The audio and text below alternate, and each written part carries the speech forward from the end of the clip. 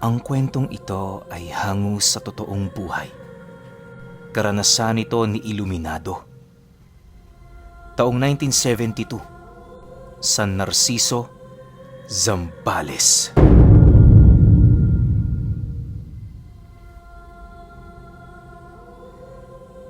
Itong mga panahong ito, kasalukuyang nasa edad 20 taong gulang itong si Iluminado.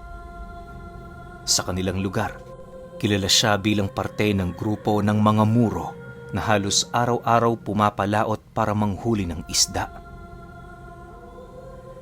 Sa kanilang pagsisid sa ilalim ng karagatan, kalakip nito ang pagsira ng mga korales para lamang makakuha ng isda. Iligal ang kanilang gawain pero hindi nila yon kayang talikuran gawa ng matagal na nila itong nakasanayan. Ulila na tong si Iluminado at nanunuluyan siya sa kapitan ng kanilang grupo. Hindi naman ito naging mahirap para sa kapitan nila, lalo pat matagal na din itong biyudo. Yung mga anak nito matagal nang nagbukod, kaya na may wala na yung naiwan sa kanyang puder para maging katuwang sa buhay. Bagaman dalawa lang sila, naging maayos naman ang lahat, lalo pat hindi sila pinababayaan ng mga kasama nila sa laot. Tuwing hindi nagpapalaot ang kanilang grupo, panay pa rin ang pagbisita ng mga ito upang makita ang kanilang kalagayan sa tahanan ng kanilang kapitan. Kapag wala silang ulam, kusa na yung nagdadala nang sa gayoy meron silang mapagsaluhan. Bata pa lamang, lulong na sa bisyo itong si Iluminado dahil na rin sa impluensya ng kanyang mga kasama. Sa loob ng ilang taong pagsasama nila ng kanyang kapitan, naging maayos naman ang lahat. Tuwing gabi, matapos ang 2 araw na trabaho, nagtitipon-tipon sila sa bahay nito para mag-inuman. Sa gabing yon, lahat ng alam nilang bisyo ay kanilang ginagawa. Babae, droga, sigarilyo, at kung ano-ano pa na nakakapinsala sa katawan ng tao.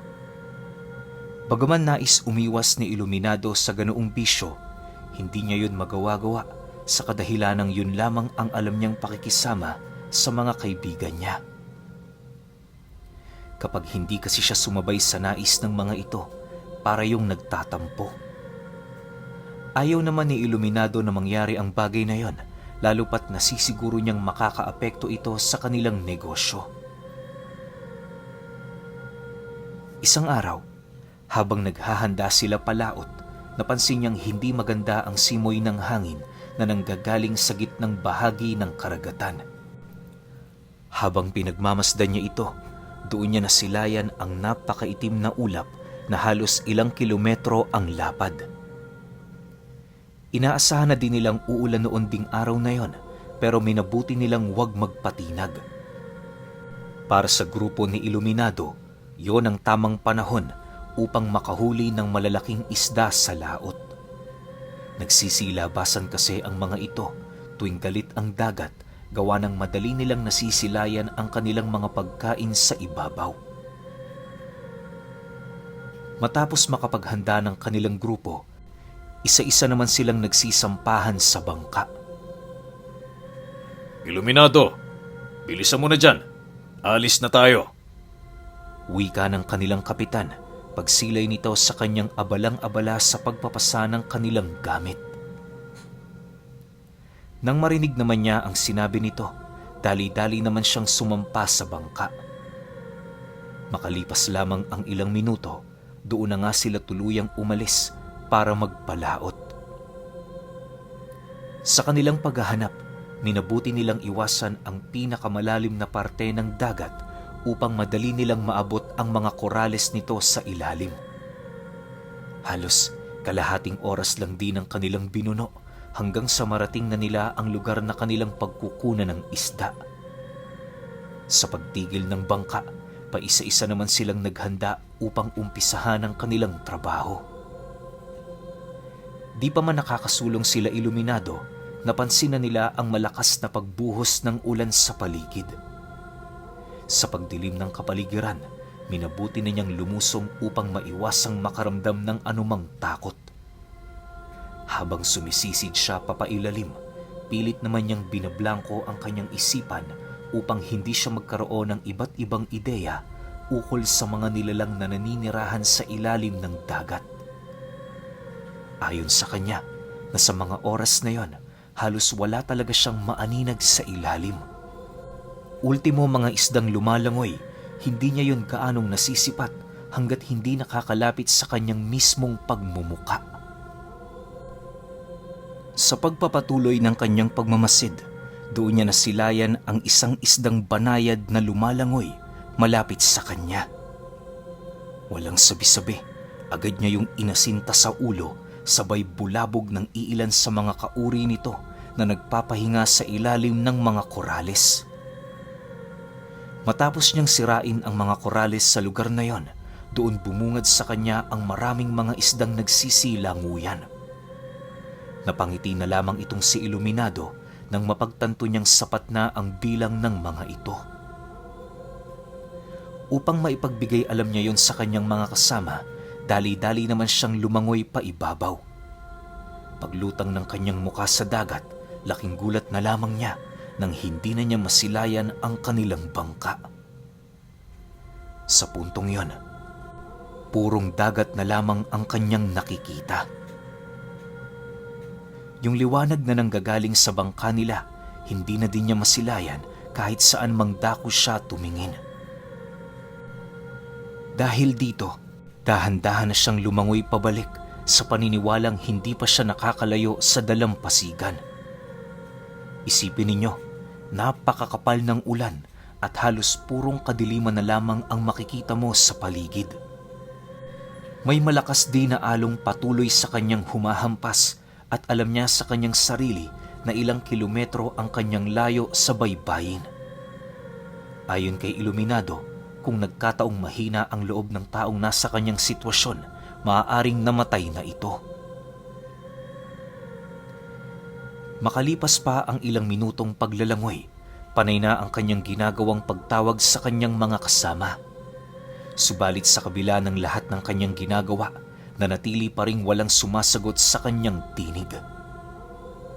Maya-maya pa, doon na unti-unting nabuhayan ng loob itong si Iluminado nang makasilay siya ng dalampasigan di kalayuan sa kanyang kinaroroonan. Dala ng matinding depresyon, pilit niyang binagtas ang daan patungo sa lugar na yon. Hindi na niya pinag-isipan kung ano ang islang kanyang pupuntahan, gawa ng di hamak na mas mahalaga para sa kanya na makarating sa mababaw na parte ng dagat. Dahil sa kanyang matinding pagmamalabis na makaligtas, kung kaya't nagawa niya ang imposible. Sa pagdating niya sa mababaw na parte, doon pa lamang siya nakaramdam ng matinding panghihina dala ng ilang kilometrong paglalangoy. Nang medyo manumbalik na ang lakas niya, dahan-dahan naman siyang tumungo sa dalampasigan para sumilong. Habang nagmamasid siya sa paligid, napansin niya ang lugar na yon na animoy bagong-bago sa kanyang paningin. Ilang ulit niyang inisip kung meron bang islang malapit sa lugar nila pero wala siyang matandaan na kahit isa nitong binanggit ng kanilang kapitan. Imposible namang isla yon ng Capones sa kadahilan ng milya-milya ang layo nito sa kanilang kinaroroonan. Dahil sa pangyayaring yon, minabuti niyang puntahan ang ibabaw na parte ng isla upang makita kung saang lugar siya naroroon. Sa pag-akyat ni Iluminado sa napakatarik na daan papaitaas, pansin na pansin naman niya ang pagtila ng ulan sa paligid. Pagdating niya sa tuktok nito, doon bumungad sa kanya ang napakagandang tanawin na halos unang beses pa lamang niyang nakita. Ilang ulit niya ring sinubukang hanapin ang bangka nila pero bigo siyang makita ang kinaroroonan nito. Ultimo ang dalampasigan ng kanilang baryo, hindi niya rin kayang hanapin sa kadahilanang naninibago siya sa mga lugar na kanyang nakikita sa itaas. Dahil sa pangyayaring yon, minabuti niyang maghanap pa ng karagdagang bakas sa paligid. Habang binabagtas niya ang daan, labis naman siyang naaaliw sa mga kakaibang halaman na kanyang nadaraanan. Matapos niyang masilayan ang kagandahan ng paligid, tila bang tuluyan ang nawala sa kanyang isipan na bumalik pa sa kanilang lugar.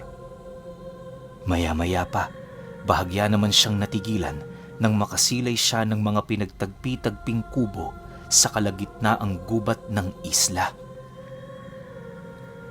Di pa man siya nakakalapit sa mga ito, bigla naman siyang sinalubong ng mga taong nababalot ng pulang tinta sa kanilang mga pagmumuka. Paglapit ng mga ito sa kanya, pilit siya nitong kinakausap gamit ang dialektong halos hindi naman niya maintindihan. Dala ng takot ni Iluminado na baka patayin siya ng mga ito, pinili niyang lumuhod habang nagmamakaawa. Hindi na niya sinubukang makipagtalo, gawa ng nasisiguro niyang hindi yun mga ordinaryong tao. Hindi ko kayo naiintindihan. Pakiusap, huwag niyo akong saktan. Paulit-ulit na wika niya sa mga ito habang nakataas ang kanyang dalawang kamay. Makalipas pa ang ilang minuto, naramdaman niya ang isang bungangang lumapit sa kanyang tenga at kasabay nito ang pagsagot nito sa kanya ng, Hindi ka nakakaintindi kasi hindi ka nakikinig. Tumayo ka dyan. Dahil sa sinabi ng taong yon, unti-unti nang nauunawaan ni Iluminado ang sinasabi ng mga ito. Habang siya ay nakikinig, napagtanto niyang wala yung binabalak na masama sa kanya, bagkus ay sinasabi ng mga ito, masaya silang makilala siya. Napakainit ng pagtanggap sa kanya ng mga taong yon na parabang yon ang unang beses na magawa nilang makasilay ng taong tagalabas. Sa loob ng ilang araw, nanatili roon si Iluminado.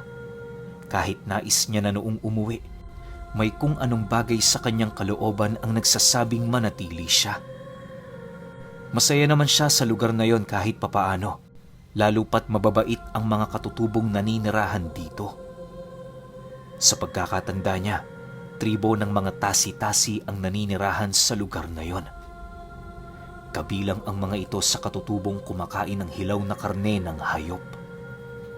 Ayon kay Iluminado, walang nakakaalam sa tribong yon, lalo pat orihinal na naninirahan ang mga ito sa isla. Dagdag pa niya, hindi rin madaling mapuntahan ang isla sa kadahilan ng kontrolado ito ng pinuno ng mga tasi-tasi. Kaya nilang ipakita yon sa mga taong naliligaw sa dagat at kaya rin nila itong ikubli kung yon ay kinakailangan. Naniniwala din si Iluminado, binabalot ng hiwaga ang lugar na yon. Sa halos humigit 1 buwan kasi niya roong pananatili, bigo niya pa ring maikot ang kabuuan ng isla kahit binubuo lamang yon ng maliliit na lupain. Sa pagsapit ng araw ng pag-alis niya sa lugar, kabilin-bilinan ng mga tasi-tasi na huwag niyang ipagsabi kahit kanino ang pag-iral ng mga ito. Bilang pagpapakita na kaparte na siya ng tribo, binigyan siya ng pinuno nito ng isang ginintuang sinulid. Ayon sa pinuno ng tribo, ingatan niya ang bagay na yon sapagkat marami ang maghahangad nitong makakuha sa kanya.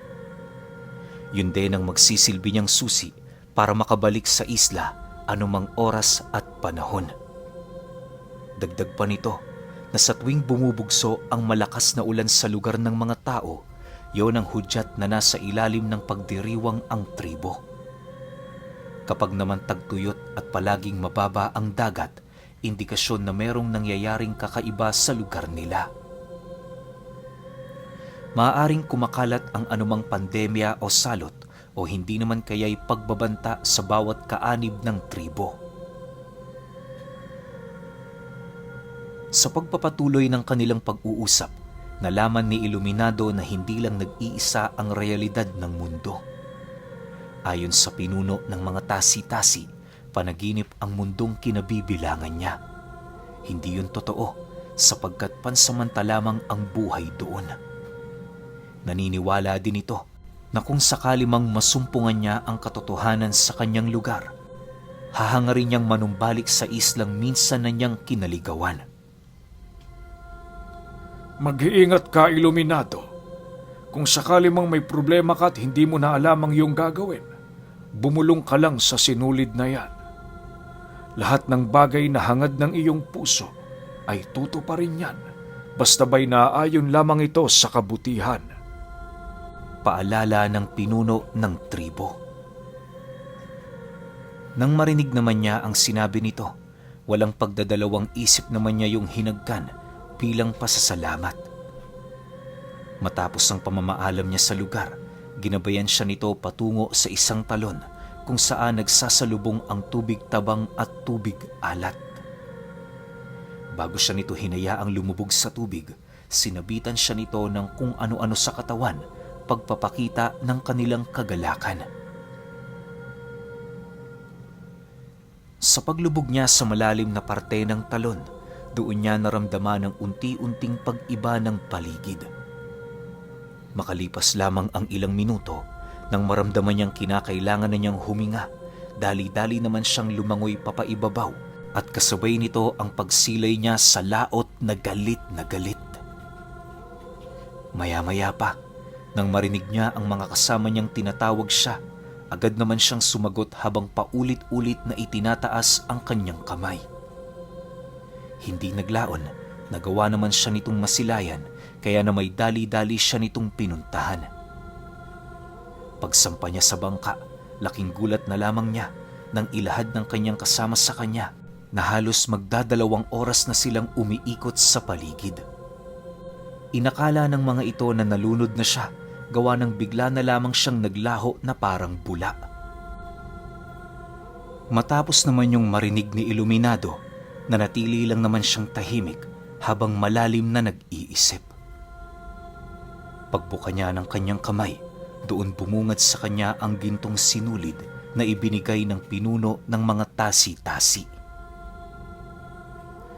Ang nakasilay sa sinulid na yon, dalawa sa kanyang mga kasama na animoy sa puntong yon, nagkaroon ng masamang balak sa kanya. Magmula noong nakita ng mga ito ang sinulid, dumistansya na yon sa kanya ng bahagya. Bago sumapit ang gabi, nagawa naman nilang makadaong sa tabing dagat. Ang kanilang bangka, halos mawasak na ang dalawang magkabilang balanse dahil sa lakas ng alon na kanilang nakasagupa. Nang makauwi na si Iluminado at ang kanilang kapitan, doon nila napag-usapan ang tungkol sa mga nangyari. Bagaman sanggang dikit silang dalawa, minabuti pa rin niyang wag ilahad dito ang tungkol sa lugar na napuntahan niya. Alam niyang panaginip lang ang mga nakita niya roon, pero aminado siyang may katotohanan sa likod nito. Isipin ninyo, kung panaginip ang pinuntahang lugar ni Iluminado, bakit dala-dala niya pa rin ang ibinigay na sinulid ng pinuno ng mga tasi-tasi? Naging palaisipan din para sa kanya kung papaanong nabuhay ang kanyang katawang lupa, gayong naglakbay sa ibang dimensyon ang kanyang kaluluwa. Sa paglipas ng mga araw, walang ibang inisip itong si Iluminado kung hindi ang mga nangyari. Nagkataon naman noong hindi sila nakapalaot ng humigit sa 1 linggo dahil sa pagkukumpuni ng kanilang bangka. Isang hapon, matapos ang kanilang trabaho sa dalampasigan, napagdesisyon na nilang manatili sa kanilang tahanan para mag-inuman. Nang magkayayaan silang magkakaibigan, hindi naman nakatanggi ang iba pa nilang mga kasama kahit marami din yung ginagawa. Sa pagsapit ng takip silim, kasalukuyan ng nagkakatuwaan ang mga magkakaibigan. Konting biroan, asaran at pagbalik tanaw sa mga masasayang alaalang nangyari sa kanila sa mga sandaling naroon sila sa laot. Pagtungtong ng 7:00 ng gabi, medyo tinamaan na ng kalasingan itong si Iluminado.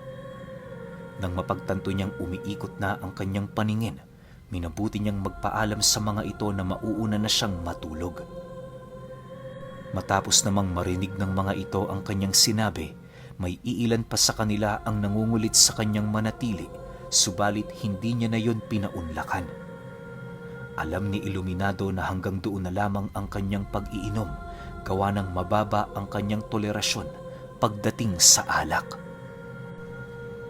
Sa pagpasok niya sa kanyang silid, dali-dali naman siyang humiga at tinangka ng matulog.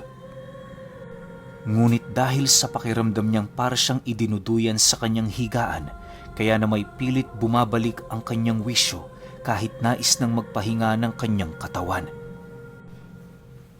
Makalipas lamang ang 2 oras, nanatiling gising pa rin itong si Iluminado. Ang kanyang mga kaibigan sa labas, panay pa ang pagtatawanan na parabang hindi pa tapos ang kanilang kasiyahan. Hindi naman niya yun gaanong pinapansin, lalo pat hangad na talaga niyang matulog. Habang siya ay nakapikit at nagpupumilit ng matulog, nakarinig siya ng isang malakas na kaluskos di kalayuan sa kanyang silid. Maya-maya pa, doon na niya naramdaman ang paghawi ng kurtina at kasabay nito ang pagsilay niya sa 2 kaibigan niya na dahan-dahang lumalapit sa kanya. Inakala niyang tatabi lang ito pero nang akmang papasok na ang mga kamay nito sa kanyang bulsa, doon na siya naglakas loob na yon ay pigilan. Habang hawak-hawak niya ang kamay ng kanyang kaibigan, mahinahon naman niya yung kinausap ukol sa ginagawa ng mga ito. Wala akong pera! Bakit niyo ba ako ninanakawan? Galit na tanong ni Iluminado habang umuupo sa kanyang higaan. Nang marinig naman ito ang kanyang sinabi, mas lalo pa yung nagpumilit na halughugin ang kanyang katawan. Sa puntong yon, pinagtulungan na siya ng 2 na siyang naging sanhi upang bumalik siya sa pagkakahiga. Dahil sa puwersa ng mga ito, kaya na may walang nagawa itong si Iluminado kundi ang sumunod.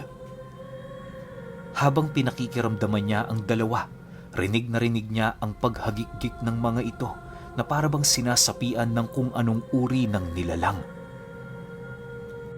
Sa pagkapa nito sa ginintuang sinulid na naroon sa kanyang bulsa, bigla naman itong hinugot ang kamay niya, subalit sa paglabas ng kamay sa bulsa ni Iluminado, laking gulat na lamang nila nang masipat nila itong mabilis na lumiliit.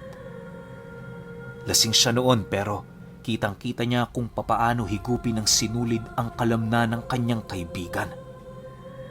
Hindi naglaon nang makaramdam na ito ng sakit sa kanyang kamay, napilitan na din itong bitawan ang sinulid. Sinubukan pa yung saluhin ng kanyang kasama pero maging ito man nalusaw ang ipinanghawak nitong kamay. Dala ng takot ng 2, walang habas naman yung kumaripas ng takbo papalayo sa silid niya. Hindi niya na yun nasundan, gawa ng napakalakas pa ng impluwensya ng alak sa kanyang katawan. Ang tanging nagawa niya na lamang noon, ibalik sa kanyang bulsa ang sinulid na pilit kinukuha ng 2. Habang hawak-hawak niya ito, hindi niya maipagkakaila ang takot sa katawan niya, gawa ng baka kagaya ng kanyang mga kaibigan, ganun din ang mangyari sa kanyang kamay.